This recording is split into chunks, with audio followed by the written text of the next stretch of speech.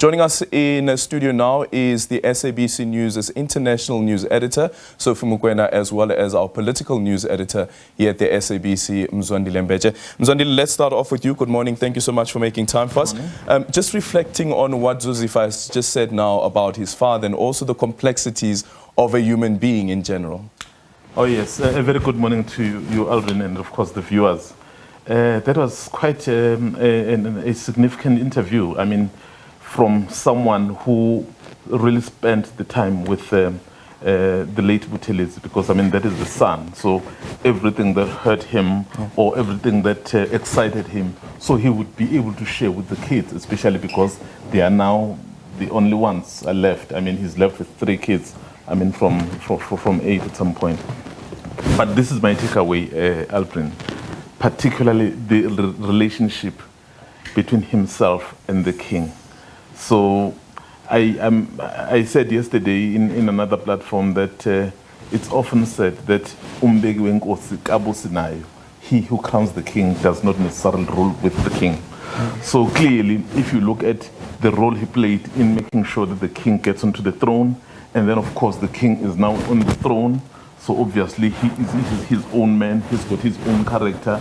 And that character may not necessarily be that which the prince was probably trying to fight for. So those, for me, were things that were very, very important in this regard. But I guess that's how life is. Yeah, that's how life is. Sophie, thank you so much for making time for us this morning as well. Well, the Zulu nation has lost their prime minister. South Africa's parliament has lost its oldest member of parliament. Speak to us about the relationship that Prince Mangosuthu had, for instance, with the first democratically elected president of the country, Nelson Mandela, and perhaps the controversial 1998 decision as well for the military intervention, the SADC military intervention in Lesotho. Well, of course, he had a cordial relationship with the former president, Nelson Mandela. Yesterday, we did beam a lecture that was delivered by the former president of Nigeria, Olusegun Obasanjo, when he was delivering a Mangosuthu Buthelezi lecture.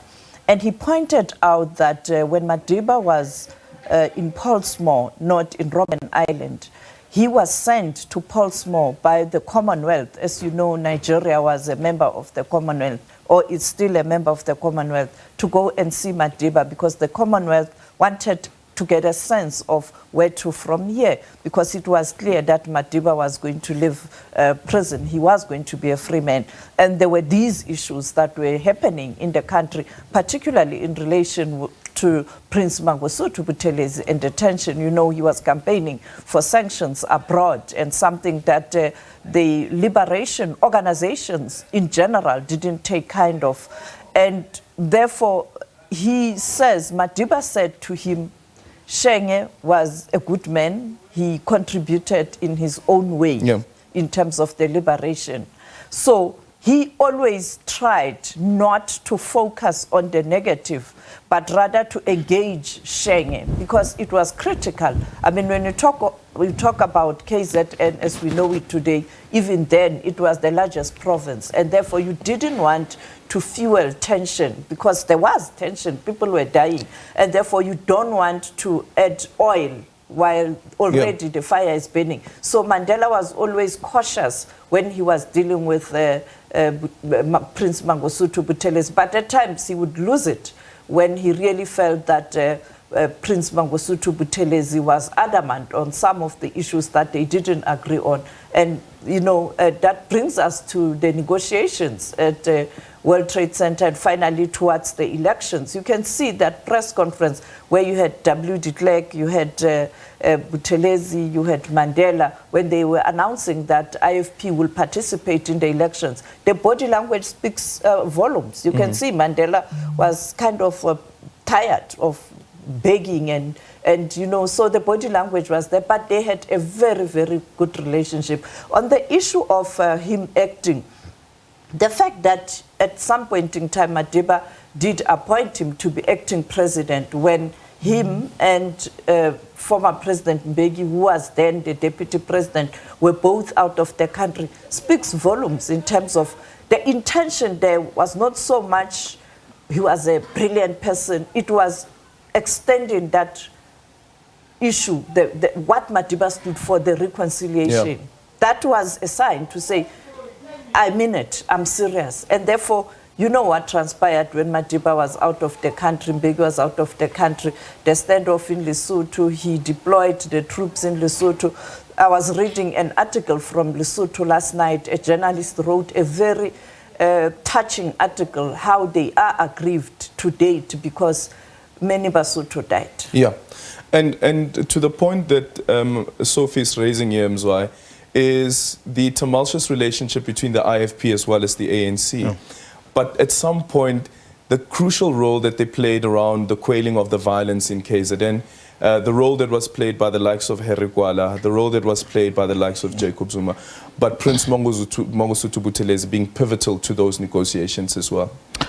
Of course, because remember, it was between the ANC and the IFP stroke Zulu nationalists, I don't know how to put it, but that's how it was. In fact, I was looking at, as we were reflecting on how this whole thing has panned out, I was looking at the hostels, because someone was mentioning the hostels. You know, if you go to the hostels now, you will generally find that it's populated by mainly people from KZN. But you know that before that kind of violence, hostels were where everyone gathered. So why did that happen? So that is the kind of tension that happened, and that led to the fighting. And then you had people basically being segregated physically.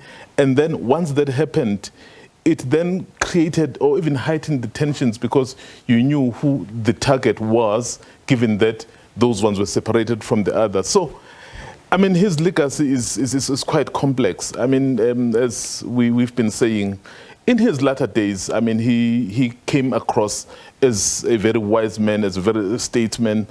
But, you know, everyone is defined by the epoch in which he operates. Yeah. So that epoch of around the 90s will tell a slightly different story to the epoch of now. Yeah. I mean, when he helped enthrone the Zulu king, I mean, everybody was like, wow, what a role he played.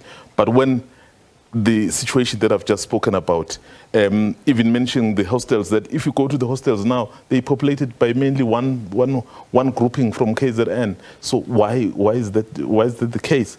So it means the way they managed the political differences back then, the IFP and the ANC perhaps was not what every South African would have preferred back then. Earlier on, we were speaking to a historian who says that sometimes we characterize our transition as it was a bloodless transition.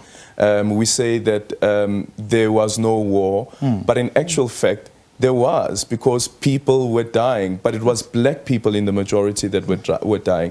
Mzwai, let me start off with you with this question. It's something that I've raised with the Prince before, the role that the Caprivi training had played, how the National Party, the apartheid government, armed the soldiers who were linked to the IFP. But there doesn't seem to be an acknowledgement from his point of view around the violence that was meted out by these soldiers, and also a sense of remorse. I didn't get that when I interviewed him a couple of times. But instead what he says is that we had the right to defend ourselves. Exactly, Aldrin. That's exactly what we are saying. So we are defined by the epochs in which we operate in. I mean, the tensions were very high. And, you know, when you look at how particularly in the East Rand, in Soweto, in KZN, how the fight between the IFP and ANC was so intense, who was behind it, and then who was supporting who. And that's where the problem is. Yeah. I mean, I even remember, I mean, I'm from the rural areas. There was an arms cache which was found near Vryheid, which was supposed to have been supplied to the IFP by the apartheid government. So if you look at all those issues, and I know that when he stood on the podium, he would say, I mean, he never authorized that. But you had people like Themba Khoza, who were IFP people. So who are very clear, Yeah. people who will brandish the spears in public.